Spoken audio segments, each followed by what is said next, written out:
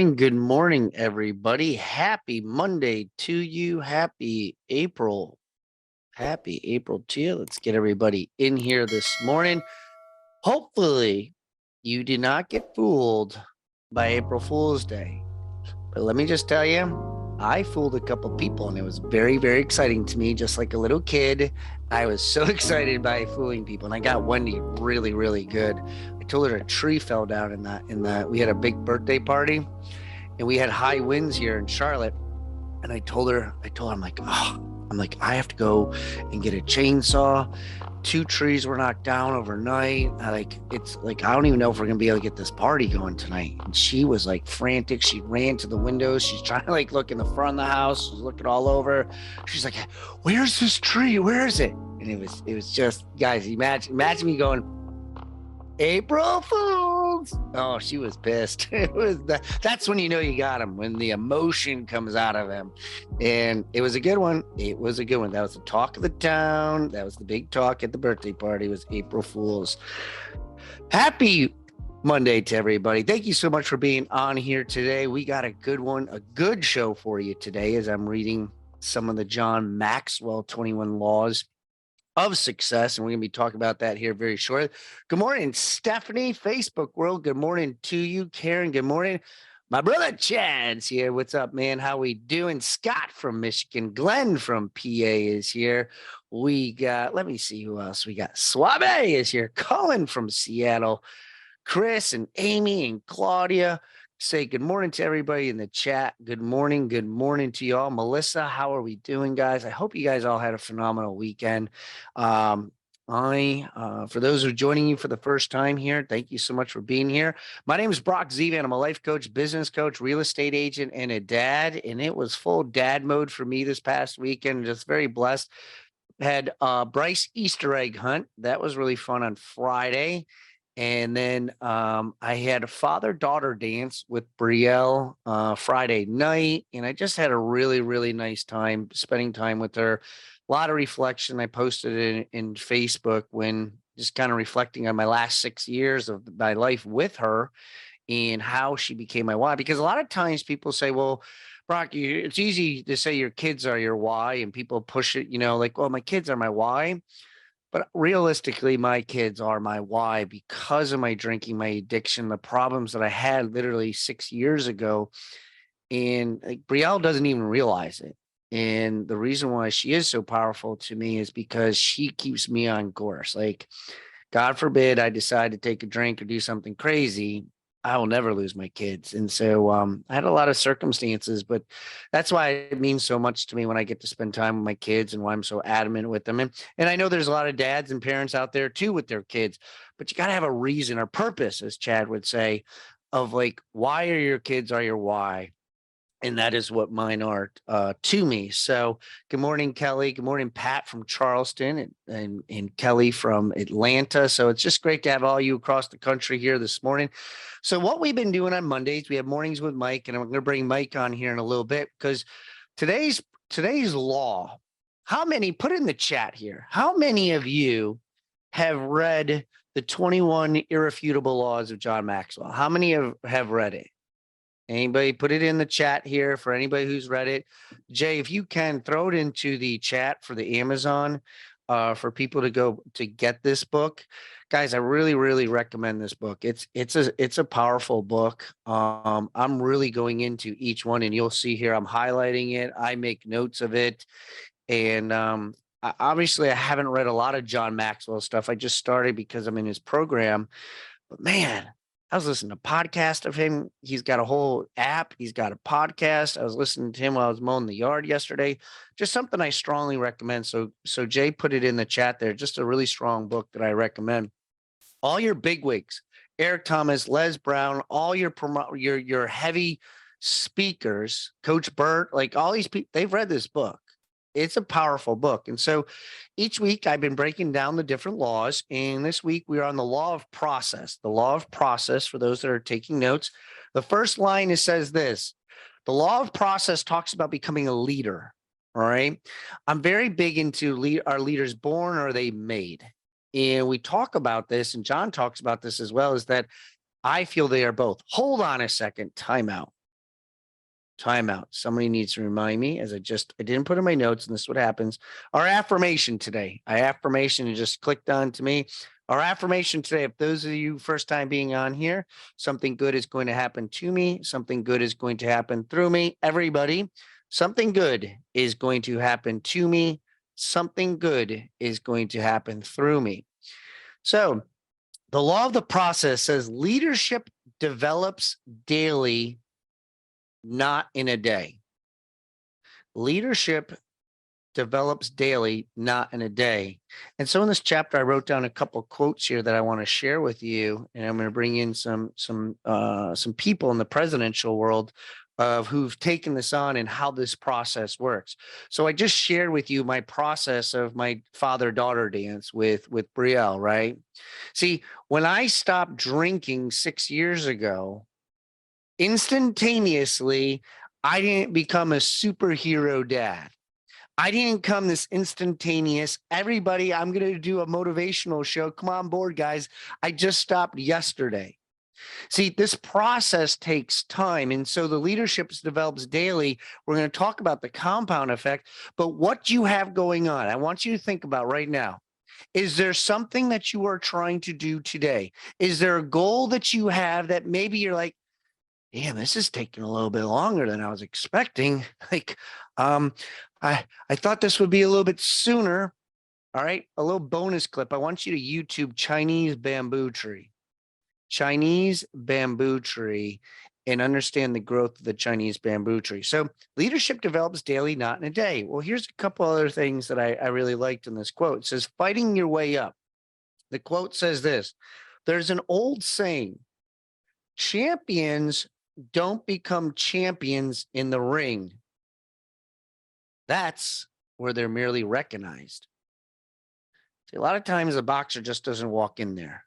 Okay. For those that want me to, for just share a little bit more, is like that boxer just doesn't be like, oh, I'm going to box. I mean, Chad Free, we heard about his boxing story back in the day with Buster Douglas. We brought him in, but Buster Douglas didn't happen. He's like, I'm going to go fight Mike Tyson. Let me just get in there.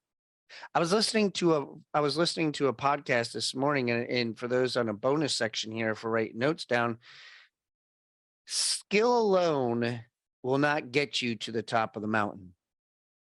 You must have will to follow the skill. Because when you're the elite of the elite, skill it's like you just get to a certain point, because if skill alone would get there, then every single 32 teams would make it to the Super Bowl, right? But at a certain point, because they're the elite of the elite, they're in the top percentage. But at a certain point, they have to separate themselves in only one team. And it's the team who has the most will to fight through the grit. So here's the second thing that I wrote down here, or highlighted. The road work of what you're doing. See, we're under construction. Our bodies are always under construction. Our minds are under construction. And it states this: if you cheated in the dark of the morning, you'll find out under the bright lights. See, many times that literally right there motivates me, because I don't want to get up at the time period I get up in the morning. But I get up in the morning at the time period I do because I know I'm not going to have to fight for people to beat me there. Like, there's not like 17 people waiting. All right, Brock, come on out here. Let's go. It's fun out here today. Let's get out. Let's get outside. Like, when it's dark out, that's when you're really working. That's when it takes place, guys. You're rewarded in the bright lights. Tony Robbins says people practice in private what they're rewarded in public.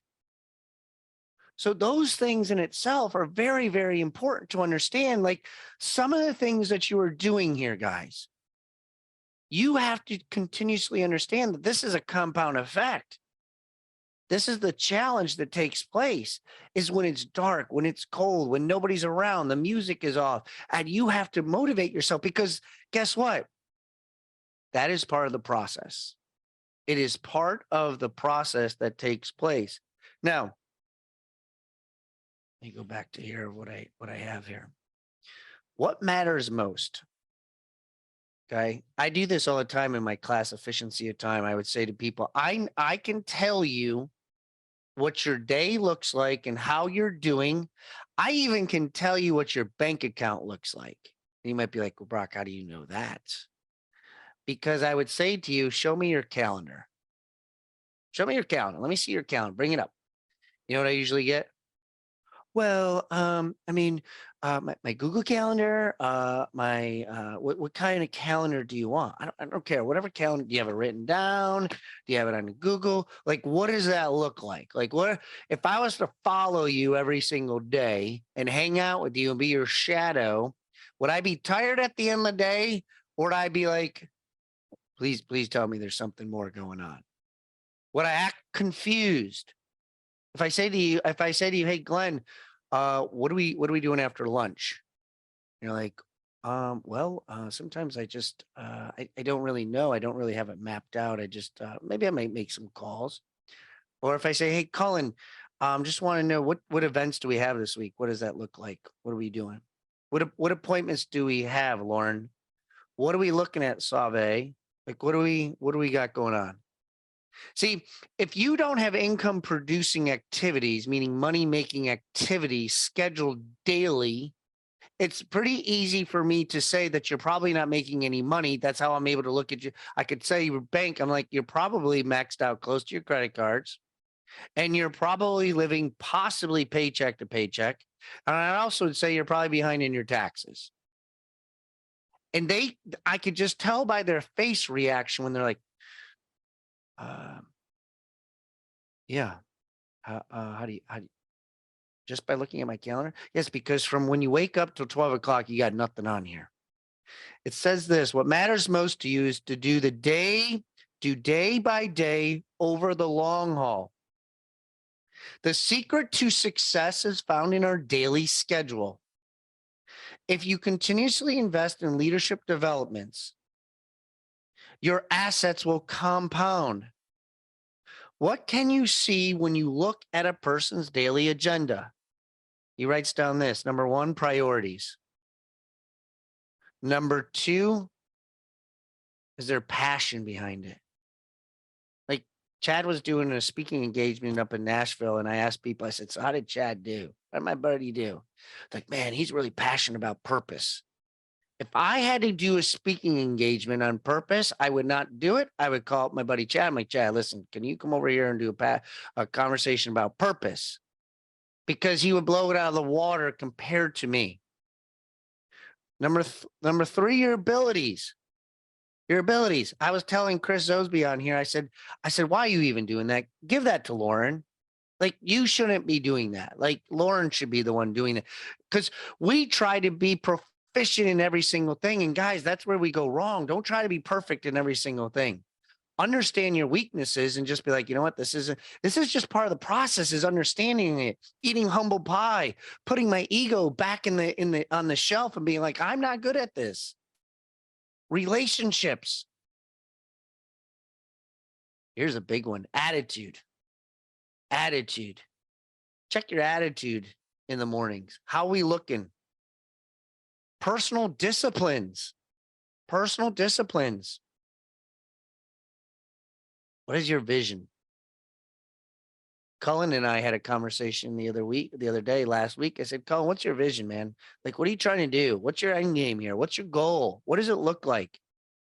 Wendy and I had dinner last night and we were talking about some businesses, and she was like, man, have you ever thought about this? And I had to say to her, I said, I didn't. I said, well, tell me a little bit more about it. And she would go on and on and on about it. I said, why the hell aren't you doing this? I said, your passion, your vision of this is far greater than me. You might like it, but I might not. So sometimes you guys, like Chad says in this, I love the line. He's like, you guys might be you guys are climbing up the ladder, but it's on the wrong building. Your vision of where you go, but this is the process I was supposed to be on. My process says I go to high school, then I go to college, and then from college I go to my job, and then I have a family, and then I have my family, and then I live as much as I can. I save this money, and then we go on vacations, and then my kids grow up, and then we retire, and then we die. I know that sounds mean, But that was a life process that I had inside my brain because that's what I grew up on. And I love my parents to death, but that was the process that we had because everybody in our environment was in that process. And then it says this. John Maxwell says, I can tell you this, that leadership is learned. And that's why I said leaders are born and they're made, is because I learned how to become a leader. Because what I was learning in my environment when I was younger, and some of you in your environment today, the process that you're being taught, the process that you're going through and growing through is not the process you should be on. You're on the wrong highway. You need to get off the exit and be like, you know what? I need to reevaluate my vision. I need to look at my disciplines. I need to check my attitude. See, a lot of times we try to lead out of personality instead of process. We try to lead out of personality instead of process because Brock's personality was one thing. And my personalities were being affected by the substances I was putting in. So not only was in the freaking wrong highway, I had the wrong vehicle. I had a flat tire. I had everything you possibly can imagine. But let me ask you a question, guys. Is it true that you can still drive a vehicle with a flat tire? Could you still move forward with the flat tire? Some people are like questioning, like, I don't know, can you? Yes, you can. Like, but here's the thing. The process is a lot slower. The ride is a lot rougher. But there are people who ride around, drive around in their life with the flat tire. And that's what I was doing. That process to me, I was living by instantaneous. I was living by day to day in doing all the wrong things. And here's the difference between an event or instantaneous and process. Here's the two margins that they give. An event, an instantaneous, encourages decisions, meaning like quick things, instantaneous, quick decisions. The process encourages development. See, how many of you 60 days ago are better than you are today? How many of you? Raise your hand. How many of you? 60 days. If you're not raising your hand, what are you doing then? What process are you on for knowledge and learning? Instantaneous. What we do is instantaneous where we just motivate people. How many of you have heard the line, motivation only gets us so far? It's the discipline that keeps you going. Right? Right, Claudia? It's the discipline every single day. The biggest thing that people tell me is like, oh, Brock, you're so disciplined. Right, Melissa? Right, Sean? See, the process is its maturity. Process is maturity. I have matured over the last 6 years. I don't even want to go out anymore. If you saw me at my age of 33 or 32 years old, I would be upset with you if you didn't go out. Like, what the hell's wrong with you? What's wrong? Why aren't you not going out? Right? I matured over time because that was a process. Okay. What we say sometimes about our calendar. Well, what's going on with you? What do we have going on? Well, this is a calendar issue. I got some problems going on and I got this taking place and I got my kids are over here. See, that's an instantaneous. I'm just looking short term. Okay. A process is culture. A process is culture. I've changed my culture. My culture is people around me recognize. I had a really nice compliment yesterday. We had a 1-year-old birthday party with Alexis. Banks turned 1, and I had a couple of people come up to me, and they were asking me questions. And the nicest compliment, they said, "Every time I talk to you, I feel like I can do more." I said, "Well, I'm not trying to tell you to do more." They're like, "No, I just feel the energy from you because the way you present yourself and the way that I just like, I feel energy, like I feel like I can break through walls today." See, that's a culture. I change my culture, which then resonates into other people, which then protrudes out to other people. They can feel it by just having conversations. It's like I didn't punch them in the face and be like, "Hey." Okay. What happens in our day-to-day life, we have challenges. Okay. The fourth thing I'm going to say to with you is challenging. Day to day is challenging. But over time, over the process, what happened to me is it changes me. The process eventually changes me if I stay consistent, if I take the action steps to go through with it. But here's the biggest thing. If you're taking notes, here's the two things. It is just as easy as it is difficult. It is just as easy as it is to do difficult because the process is difficult. The process is hard because it requires change. The process is difficult because it puts us through a pain threshold. The process is consistent. The process is a compound effect that happens. I'm going to bring Mike on here very shortly on his sphere of influence on what takes place because everybody's like, man, how do you get that type of business? Well, you can't just talk to a client once a year and expect them to give you business, right?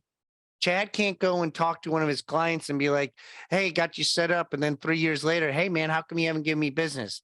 Glenn can't go and call one of his past clients every 5 years and be like, hey, what's going on with the business? It's a process of the daily grind.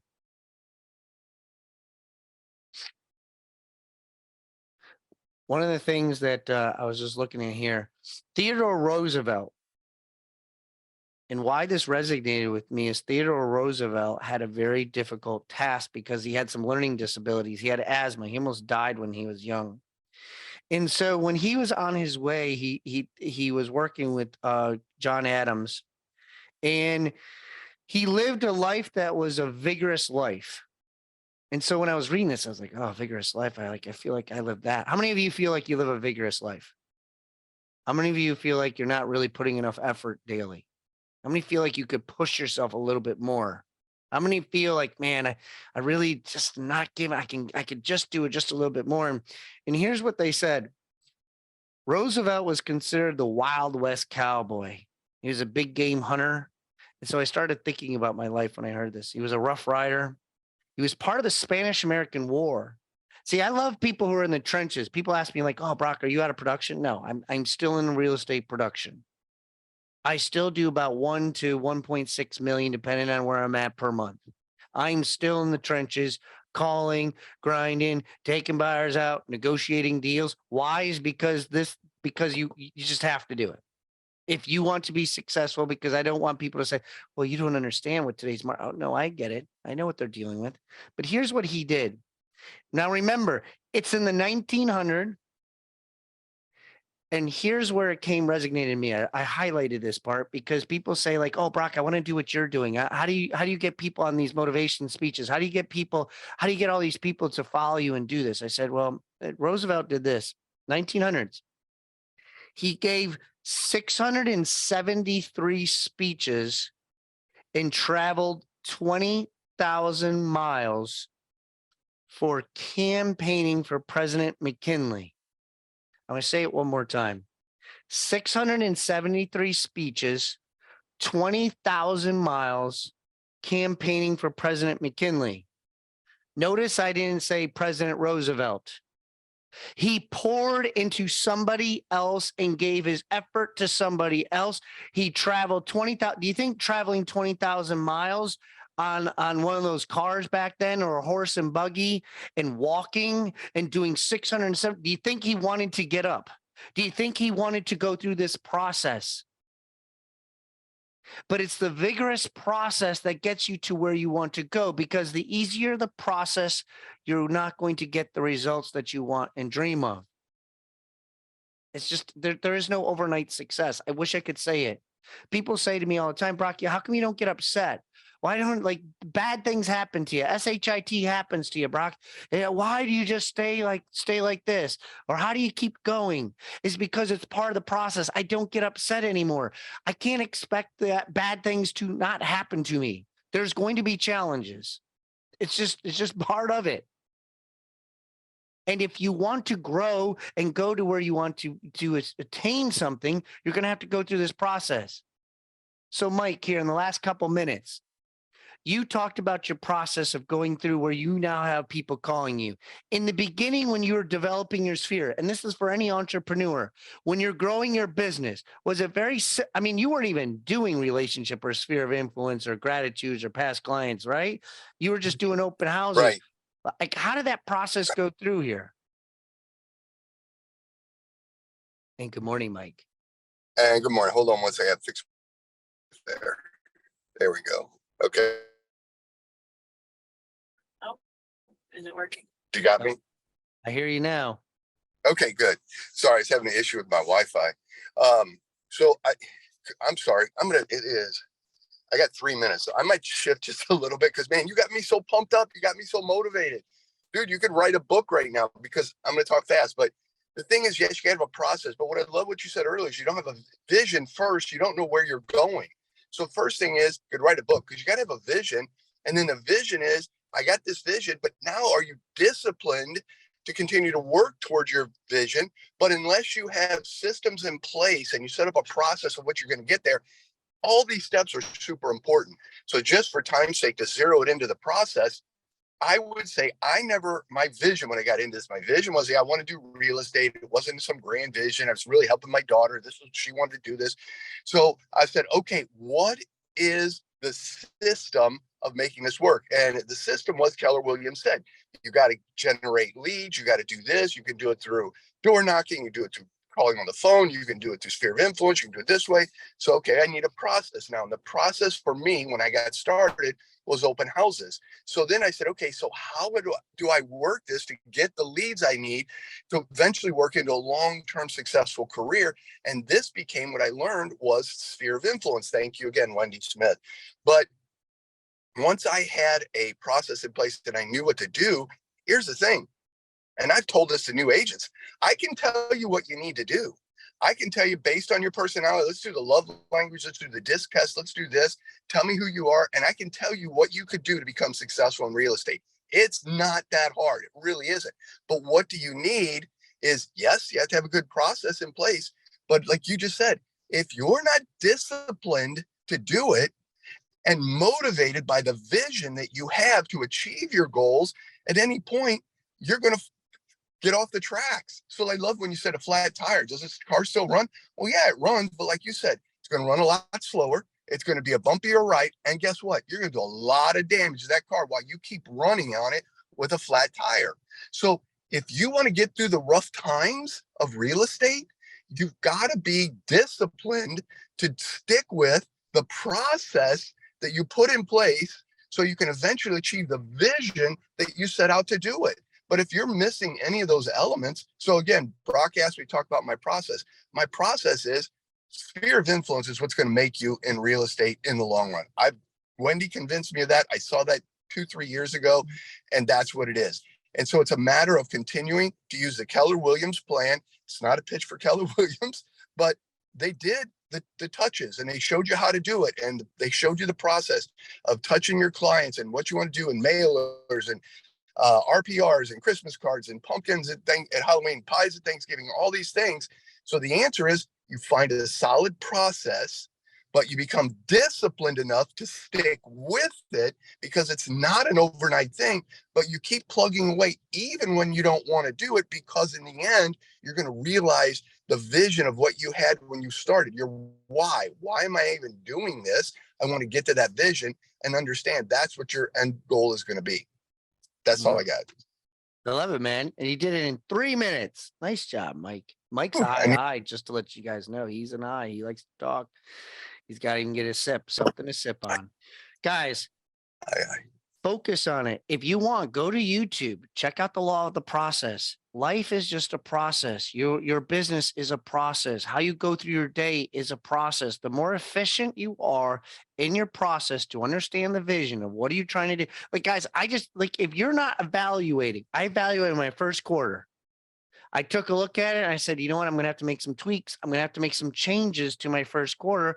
And then I told Wendy, and then I wrote it down. Okay. And I break it down and be like, you know what? I'm going to have to do this. This is not working.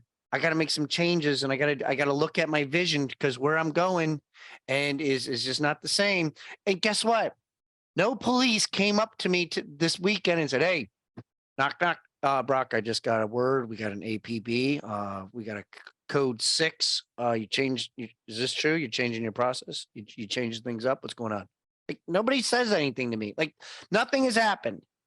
But I had to adjust because my vision and where I wanted to grow, I had to increase some things here, change some things here to start again. So I want you to evaluate yourself. It's a new month. It's a new week. Here's an opportunity for you. It's 8:46. I'm signing off. For those of you interested, this Wednesday, we are doing a webinar, Sandy and I, on investing. We're going to talk about napkin math, and we're going to talk about different ways to invest so that you have some opportunities. I started getting more and more into it. It's a really, really good opportunity.